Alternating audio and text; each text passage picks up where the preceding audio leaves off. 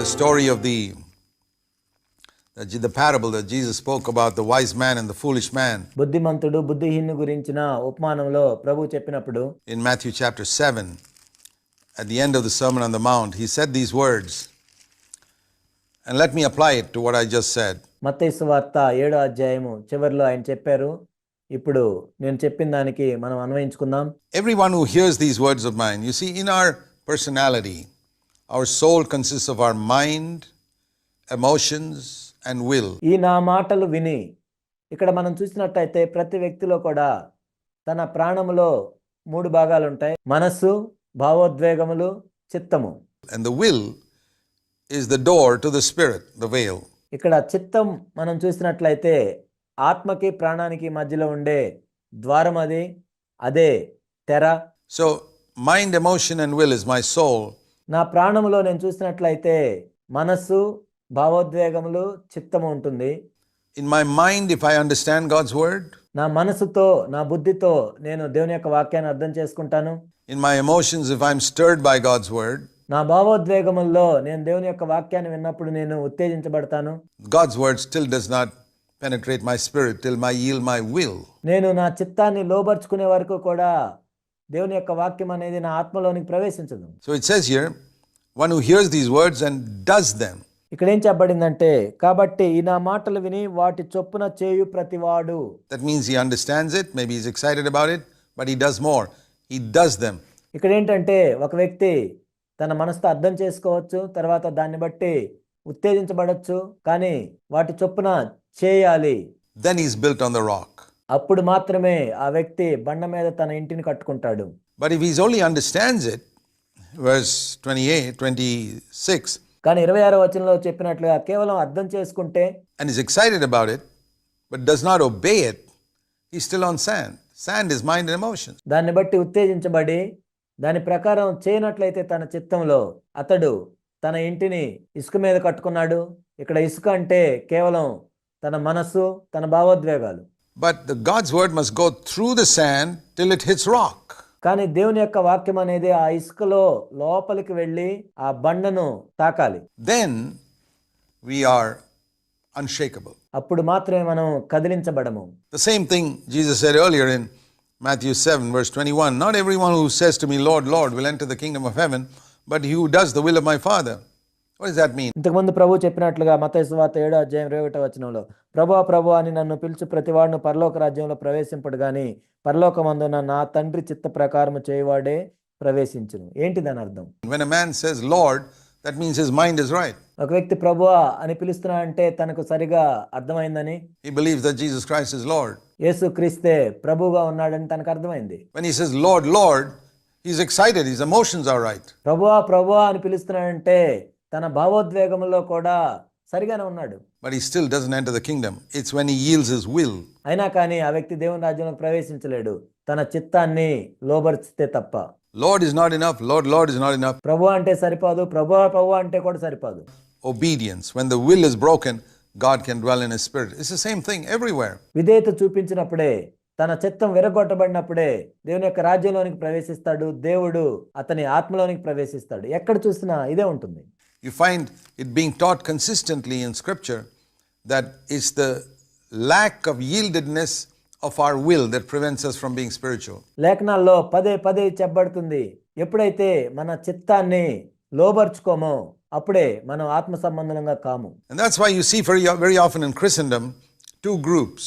అందుకే మనం తరచుగా చూసినట్లయితే క్రైస్తవ్యంలో 2 రకాల గుంపుల వారు ఉంటారు. Of people who both say they are separated from all the dead denominational churches, and one group concentrates on studying the scriptures. వాళ్ళిద్దరూ కూడా ఏం చెప్తారంటే, ఈ మృత సంబంధమైన క్రైస్తవ శాఖల నుండి మేము వేరుపడ్డామని చెప్తారు. ఒక గుంపు వాళ్ళేమో లేఖనాలను చదవటం మీదే వాళ్ళ దృష్టిని కేంద్రీకరిస్తారు. If you go to their assemblies, they're always studying scripture, teaching scripture. వాళ్ళ సంఘాల్లోనికి మనం వెళ్ళినట్లయితే వాళ్ళు ఎప్పుడు కూడా లేఖనాలను అధ్యయనం చేస్తూ ఉంటారు, బోధిస్తూ ఉంటారు. And they have a tremendous knowledge of scripture. It's the mind. లేఖనాలని వాళ్ళు ఎంతో బాగా అర్థం చేసుకుంటారు. అవన్నీ కూడా వాళ్ళ మనసులో ఉంటాయి. Others, here's another group that reacts against that and saying that's just dead academic study.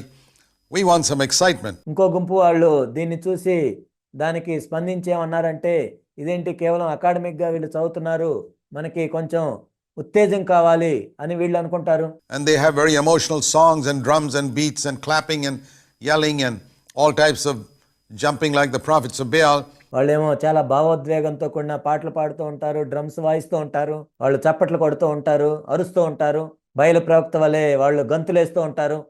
And emotion, they think that's spirituality. It's not. కేవలం భావోద్వేగములు, అదే ఆత్మీయత అని వాళ్ళు అనుకుంటారు, కానీ కాదు. This is mind, that's emotion. వీళ్ళేమో కేవలం మనసులో ఉంటారు, వీళ్ళేమో కేవలం భావోద్వేగాలతో ఉంటారు. Where's the church that says beyond emotion and will, you have to deny yourself and take up the cross and die, then you'll build on the rock? That's the church you should be a part of. ఏ సంఘం అయితే మనం ఈ మనసుకి భావోద్వేగాలకు మించి నిన్ను ఉపేక్షించుకొని నీ చిత్తాన్ని లోబర్చుకోవాలి అని చెప్తారో అక్కడ నువ్వు ఉండాలి. We're not against intellectual understanding. లేఖనాల్ని అర్థం చేసుకునే విషయాన్ని మనం తప్పట్టం లేదు. I believe in studying the scriptures. That's why we are having this Bible study. దేవుని యొక్క వాక్యాన్ని చదవటాన్ని నేను నమ్ముతాను, అందుకే మనం ఈ బైబిల్ అధ్యాయాన్ని కలిగి ఉన్నాం. I believe in being excited about the scriptures లేఖనాలను బట్టి మనం ఉత్తేజించబడాలని కూడా నేను నమ్ముతాను. and stirring people emotionally. I hope you're stirred emotionally as you've gone through these studies. లేఖనం ద్వారా ఉత్తేజించబడటాన్ని కూడా నేను నమ్ముతాను. ఈ అధ్యయనం చేస్తున్నప్పుడు మీరు కూడా దేవుని యొక్క వాక్యాన్ని బట్టి ఎంతో ఉత్తేజించబడి ఉంటారు. But ultimately, our aim is to get you to deny your will and do the will of God. కానీ అంతిమంగా మీ చిత్తాన్ని ఉపేక్షించుకొని దేవుని చిత్తాన్ని మాత్రమే చేయాలి అనేదే మా గురి. Otherwise, we'll never become spiritual. లేనట్లయితే మనం ఎన్నటికీ ఆత్మీయులంగా అవ్వలేము. That is the whole purpose of this rent veil. తెర చినిగిపోవటం వెనుక ఉన్న ఉద్దేశం అంతా కూడా ఇదే. That is the place into which God wants to bring us, దేవుడు మనల్ని అక్కడికి తీసుకొని రావాలి అనుకుంటున్నాడు. where Christ is Lord, and when you say Christ is Lord, it's not in word, క్రీస్తే ప్రభు అని నువ్వు అంటున్నప్పుడు అది కేవలం మాట కాదు, it's not just in emotion, but in obedience to his word. అది కేవలం భావోద్వేగం కాదు, కానీ ఆయన చెప్పిన మాటకు విధేయత చూపించటం. And especially, that word about obedience in relation to the wise man ఆ బుద్ధిమంతునికి సంబంధించి విధేయత గురించి చెప్పబడినప్పుడు was spoken at the end of the Sermon on the Mount. కొండ మీద ప్రసంగంలో చివర్లో చెప్పబడింది అది. Whoever hears these words of mine and does them. ఈ నా మాటలు విని వాటి చొప్పున చేయు ప్రతి వాడును. So I would encourage you, if you're serious about following all that you've heard in this study, ఈ అధ్యయనంలో మీరు విన్నదంతా వెంబడించాలని మీరు నిజంగా ఆసక్తి కలిగినట్లయితే think of what Jesus said, to build on the rock. Matthew 7:24. యేసుక్రీస్తు ప్రభువు చెప్పిన దాని గురించి మీరు ఆలోచించండి. మత్తయి సువార్త 7వ అధ్యాయం 24వ వచనం, బండ మీద కట్టుకొనటం. If you hear these words of mine and do them, you'll build on the rock. That is the narrow way. కాబట్టి నా మాటలు విని వాటి చొప్పున చేయి ప్రతి వాడును బండ మీద తన ఇల్లు కట్టుకున్న బుద్ధిమంతుని పోలియుండును. At the end of the Sermon on the Mount, he says, enter through the narrow gate and then a narrow way. That is the new and living way. ఇదే సంకుచితమైన మార్గము. కొండ మీద ప్రసంగం చివరిలో ప్రభు చెప్పారు, ఇరుకు ద్వారము, ఇరుకు మార్గము. అదే నూతనము, జీవము గల మార్గం అదే. Through the veil, that is the narrow way and the narrow gate. ఆ తెర చినగటం ద్వారా నూతనమైన మార్గం అది. అదే ఇరుకు మార్గము, ఇరుకు ద్వారము. And it relates to everything I have just said. నేను ఇప్పుడు ఏదైతే చెప్పానో దానికి సంబంధించింది ఇది. So if you're serious about it, I would encourage you to read Matthew 5, 6 and 7. మీరు నిజంగా తీవ్రంగా ఉన్నట్లయితే మత్తయి సువార్త 5, 6, 7 అధ్యాయాలు చదవమని మిమ్మల్ని ప్రోత్సహిస్తున్నాను. Go through it verse by verse ప్రతి వచనాన్ని మీరు చదవండి. and see if you've obeyed it. We went through it some time ago in this study. వాటికి మీరు విధేయత చూపిస్తున్నారో లేదో చూసుకోండి. మన అధ్యయనంలో వాటి గుండా మనం వెళ్ళాం. Verse by verse, see if you're obeying it. All that Jesus taught. ప్రతి వచనాన్ని చదివి మీరు దానికి విధేయత చూపిస్తున్నారో లేదో చూడండి. యేసు బోధించిందంతా కూడా. If you do it, your life will be unshakable. Your family will be unshakable. మీరు వాటిని చేస్తున్నట్లయితే మీ జీవితము కదల్చబడదు, మీ కుటుంబం కూడా కదల్చబడదు. Your church will be unshakable. మీ సంఘము కూడా కదల్చబడదు. It's that life of obedience to God's word దేవుని యొక్క వాక్యానికి విధేయత చూపించే జీవితం that is not being taught sufficiently in Christendom today. క్రైస్తవత్వంలో చాలినంత అది బోధించబడటం లేదు. It is the mark of our love for Christ. క్రీస్తును గురించిన మన ప్రేమకై ఇది గుర్తు. How do you prove your love for Christ? Is it by going out as a missionary? క్రీస్తు కొరకు నీ ప్రేమను ఏ విధంగా వ్యక్తం చేస్తావు? ఒక మిషనరీగా వెళ్ళటం ద్వారానా? Is it by sacrifice and offering? No.